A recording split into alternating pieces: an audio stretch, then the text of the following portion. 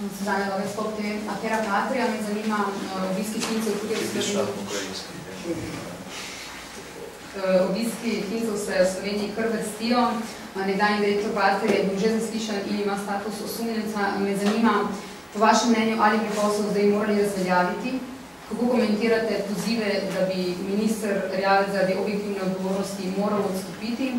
In kako gledate vi na te napovedi, ki prihajajo z Finske, da si želijo oni zaslišati oziroma govoriti tudi Slovenci, tudi z visokimi predstavniki uradniki?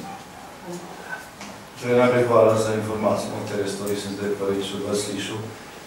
Kar se tiče odgovorov, mislim, da minister Erjavec to zelo pridno in sprotno komentira in kateremu nijem kaj zadevati.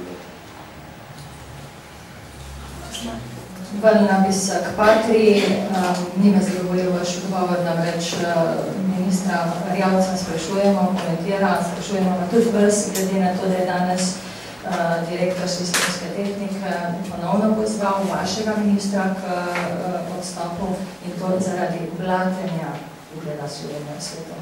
Mislim, da komentar vendar je potrebni. Mene vsak dan razveseli, kdo se kakšen poziv ali pa zahtev nekakšen minister odstopi. Čudi me, da je teh pozivov toliko več, kolikor bliže konec mandata. Zadeve so same po sebi absurdne in tudi same nas odgovarjajo.